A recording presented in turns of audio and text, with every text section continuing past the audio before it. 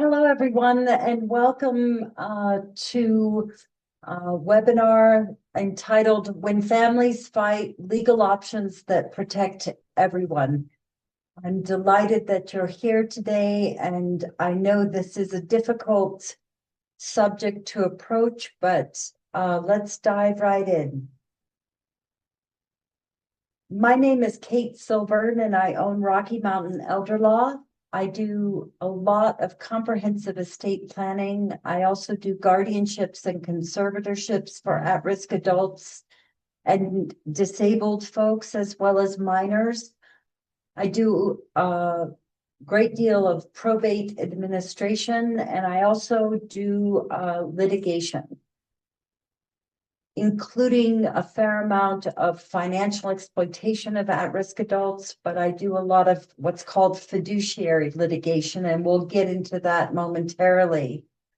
By background, I've been an attorney now for 26 years and am very grateful for what I do every day.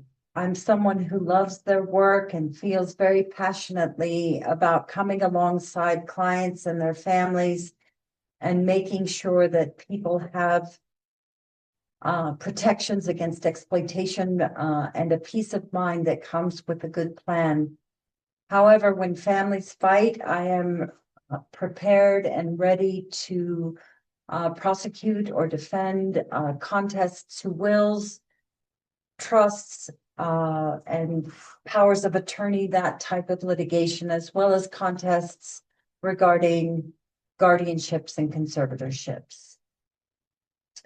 By way of background, I just wanted to let you know that I am also a hospice chaplain and hospital chaplain, and have a great deal of sensitivity towards any kind of issues that arise medically or at the end of life. And I think that fluency in terms of my own background enables me to take up the fight or do the plan in a way that is conscious of all the moving parts, whether they be health related or family related. So why should you be concerned? Oftentimes, family conflict over aging parents starts quietly. What do I mean by that? I mean that often it begins with isolating the elder. Often it begins with slow moves towards changing an estate plan, getting a feel for the family to see if anyone's monitoring whether or not an estate plan changes. It can be very subtle things. Suddenly, the power of attorney is changed to just one child when it had been both children, or a caregiver gets power of attorney. But there are moves that are made that are red flags that you should be looking out for. Because unfortunately, by the time you realize something is wrong, the damage may already be underway.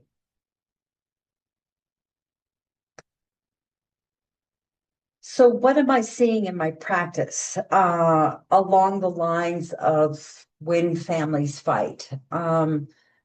There's adult children being shut out of decisions about a parent's care.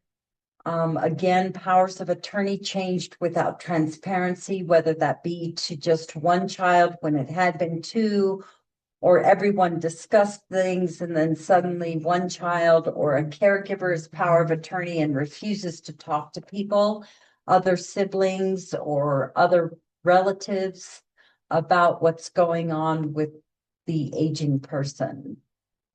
Another thing that I see is when fiduciaries, whether they be a personal representative under a will, a trustee under a trust, an agent under a power of attorney, a conservator under a conservatorship, they're not providing accountings. They're not regularly reporting to the interested persons, and that's generally the children of someone as well as their siblings, as to what is going on financially. Family homes may be sold and transferred without agreement.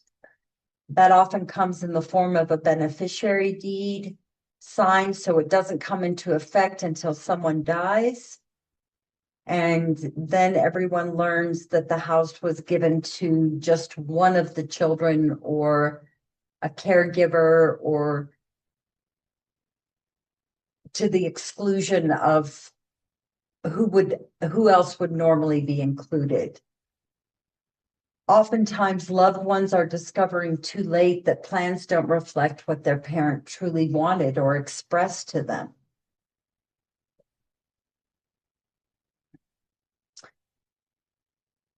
So why do these conflicts escalate? Elder law disputes are not just legal disputes. They're often very emotional and historical. Grudges that have brewed for a long time come out, in a way when someone declines or when someone passes, that sometimes other family members don't expect or thought that that was something that happened long ago, but emotions run very high. Old family dynamics resurface during moments of vulnerability. And by vulnerability, I mean when someone's declining, decisions about whether or not to put someone in hospice, and then ultimately when someone passes away. But the disputes can start to happen early on when someone has dementia, because there can be one child who really is in a kind of denial and doesn't believe that the elderly parent has any kind of cognitive issue. And then another child is like, they should be put in a home immediately. So tensions can arise early on, and they arise after someone passes away. Obviously, fear, grief, resentment, and guilt drive decisions as much as money does, in my experience. So even if you had or have a good estate plan, planning can break down. And what I mean by that is that documents exist, but no one understands how they're supposed to work, or no one can locate them. Or the person who did the estate plan did it 30 years ago and doesn't know where it is, or chose fiduciaries like agents under the powers of attorney, or a personal representative under their will, used to be called executor, or a trustee for a trust, and all of them have died.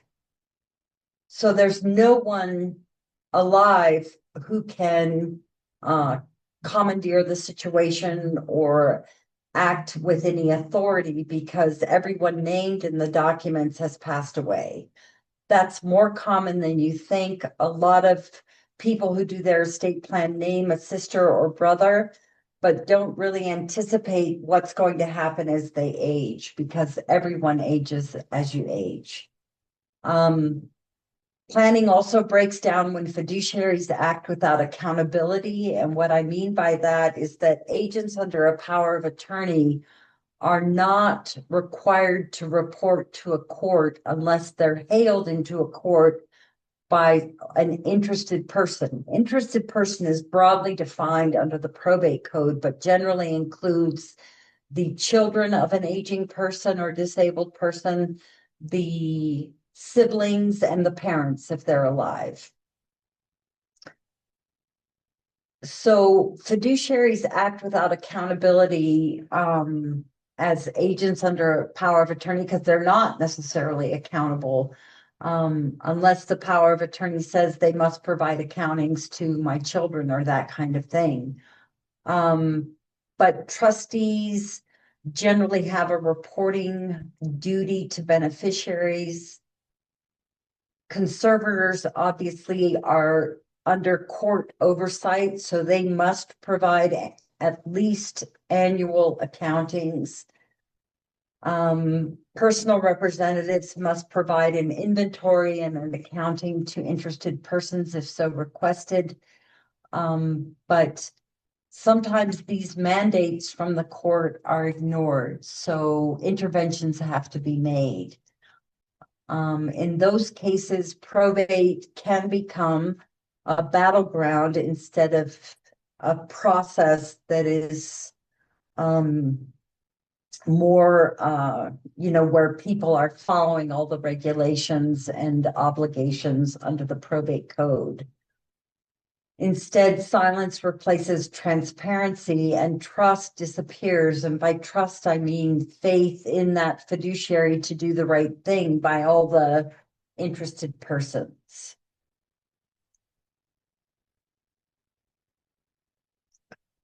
So I just want to make mention of what I call the human touch. Estate planning is about relationships. It is not just documents. It is not something, as I mentioned earlier, that you want to do, and in 30 years you blow the dust off the documents and hope that they work. My hope is that you update your estate documents regularly and really consider having that update or have an attorney look at that update by every 5 to 10 years. Why? Because laws change, but more importantly, your relationships change. Who you want your money and property to go to may change, but most importantly, who you want to be in charge of your money and property were you to be incapacitated, or when you die, who will be in charge. So naming those people is really important. And many people today do not have confidence for whatever reason in their family members.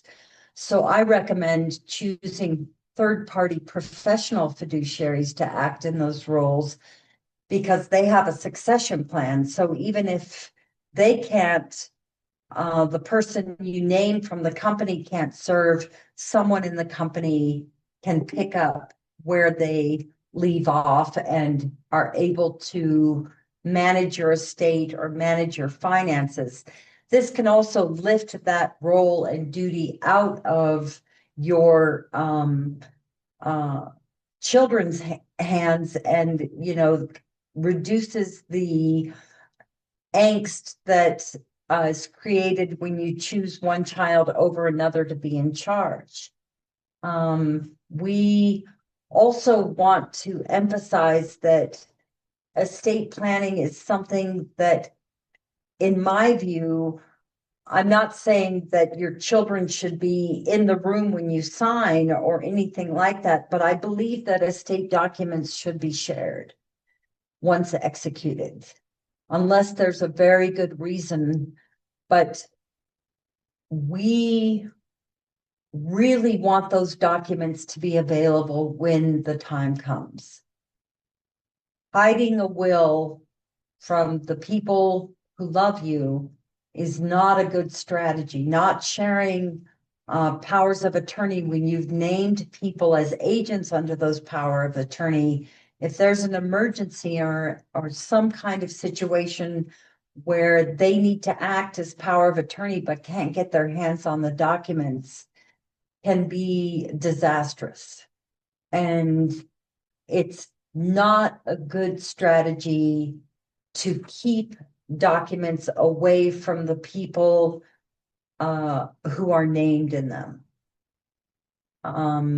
So when we think about estate planning and having documents in place, we want to think about some of the risks, even with a good plan.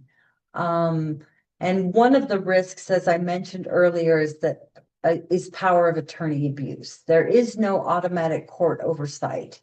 You can file a petition with the court to freeze an agent under a power of attorney from doing any further actions until they appear before the judge and create an accounting. But power of attorney abuse is real because there's no automatic court oversight. A lot of these abuse situations are done in private, and there's no light on them from the court or otherwise. And then there's probate manipulation. You can file for probate of a will, and people sometimes try to control the timing of notice of information, and who gets notice. Some believe that if you're not named in the will, you don't get notice. But if you're a child of the decedent and you're one of the natural heirs by law of the estate, you still get notice, even if you're not named in the will. If the will cuts you out, you still get notice of the proceedings. And then, of course, there's undue influence. And that can happen with any document in your estate plan, but it usually arises, or you can get a whiff of it, when one person benefits disproportionately and to the exclusion of others who are also the natural objects, as we say in the law, of someone's bounty. So we want to always look out for instance, the caregiver who may or may not get the power of attorney when it had been the children, or the caregiver who gets the home, those kinds of things. We want to look out for poor planning, vague language in a will that invites disputes. And I'll just say that I did do a webinar on AI wills. There's almost nothing more vague than an AI generated will. I don't recommend it at all. In terms of the major risk, in my view, I mean, all of these are important, but if you sense something is wrong, do not overlook it. Waiting too long to act while harm continues quietly is not a good strategy. Or turning away from what looks like a potential for financial exploitation or actual financial exploitation. Those situations can be disastrous, because we are sitting on a time bomb, but the time bomb has already gone off if someone has agency under a power of attorney and is abusing it, or changing beneficiary designations of investment accounts while agent under a power of attorney. We want to look out for all of those situations and stop them in their tracks. It is remarkable how quickly money can go missing and be gone for good. So thinking about your parent, ask these questions. Is someone making decisions that don't align with your parents' values?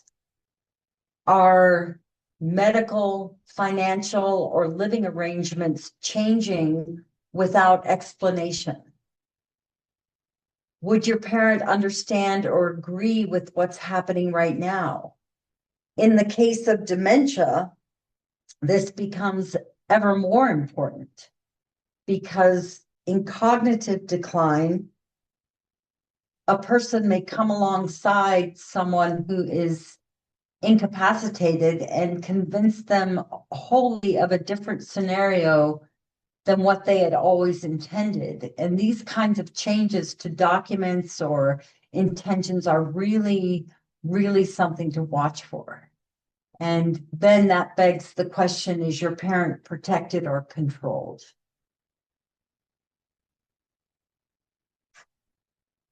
It's important to think about your role as a child or relative or friend, but this is primarily directed at a child. Are you being excluded from information you're legally entitled to? If you're an interested person under the probate code, you have the ability to bring a petition or motion before the court if someone's acting as agent under a power of attorney, and shine a light on what they're doing. And if there have been beneficiary designation changes, if there has been a beneficiary deed that excludes all the other children except one, have reasonable questions been ignored or dismissed? Is one child saying, you don't need to know that, you'll learn that when dad dies? That's a huge red flag. These discussions need to happen before someone passes. And also think about what the cost of being passive in such circumstances is. Are you worried speaking up will make things worse, but staying silent feels wrong? Because you're seeing red flags and you know that something is amiss. Pay attention to that.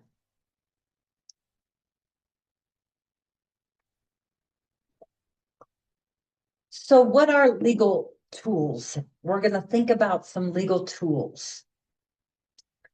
Who holds power of attorney? Who is the agent under either a financial general durable power of attorney or a medical durable power of attorney? How are they using it? Are they using it in a very authoritarian way where they don't allow others to chime in or understand what's going on with mom and dad's finances or with their health care? If there is a guardian and conservator, a guardian is court appointed to handle health care and well-being, and a conservator is court appointed and handles finances. Are they following the court rules regarding reporting, regarding filing an initial care plan or initial financial plan? If someone has died, is the probate being handled transparently and correctly? Is everyone who is should receive notice under the statute receiving notice? Or is someone trying to handle the affairs in private, or suddenly is everything beneficiary to one person and there's nothing to probate? Do the will or trust documents truly reflect your parents' wishes? Or were new ones done when your parents or parent had already declined? Was there a codicil, like an amendment to a will or an amendment to a trust, done after they had been diagnosed with dementia? These are really important things to consider because people with cognitive decline can present very well at a lawyer's office. And some lawyers do not do any kind of screening if there's no indication that the person has cognitive decline. But that person may have no business signing legal documents. So it's very important to reflect upon whether or not new documents that got into place after a diagnosis still reflect what the original documents stated and who took them to the lawyer's office, et cetera, et cetera.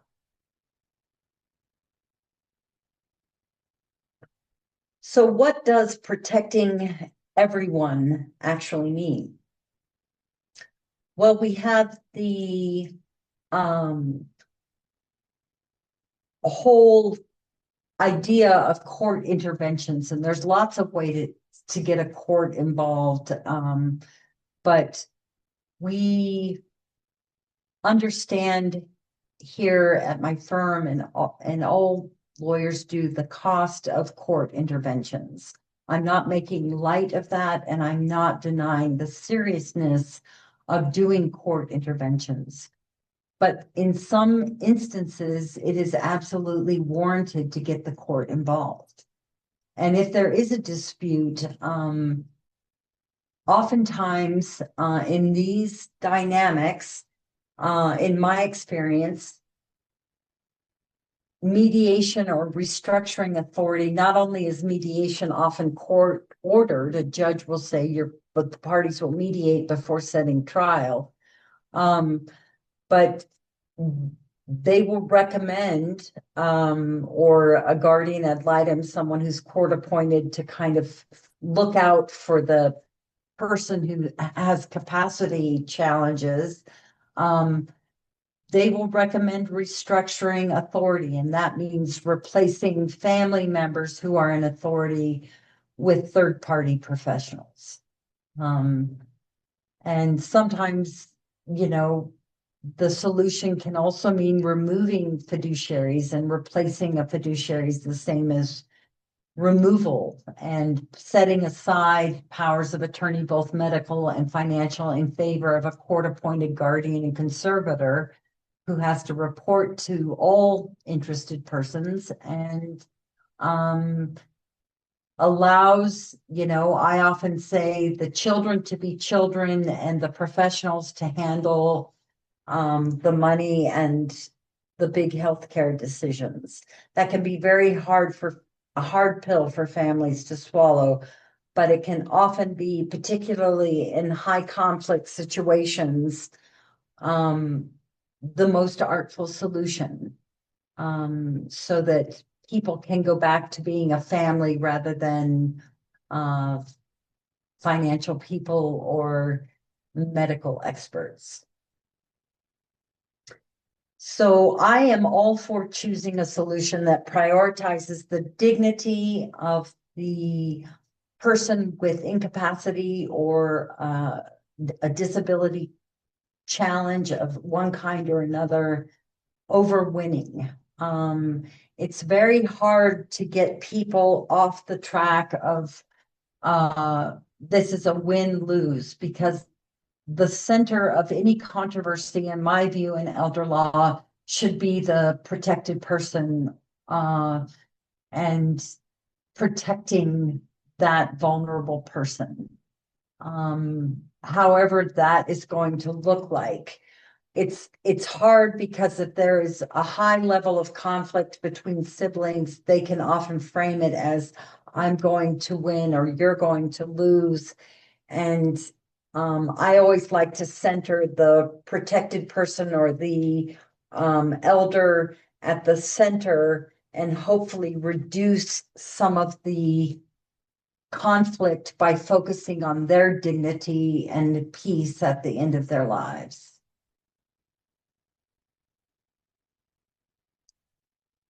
So what can you do right now? I think that it's important to learn the warning signs before conflict escalates. Understand your legal options and obligations. Get clarity before relationships are permanently damaged. Act early to protect your parent and your peace of mind. These aren't easy steps, but a good solid consult with an elder law attorney, if you're having concerns about things going on with elderly parents, or you're an elderly parent yourself, and you feel that one child or another, or a caregiver or anybody is kind of moving in on you, all of these things require early action to get peace of mind and protections in place. This is particularly true if an elderly person or disabled person has been the victim of any kind of scam, because unfortunately they're targets, and so unscrupulous people and companies can really target, and that can often be a first sign that someone is isolated and vulnerable to exploitation of all kinds. If there's exploitation of one kind happening, they're vulnerable to exploitation of all kinds.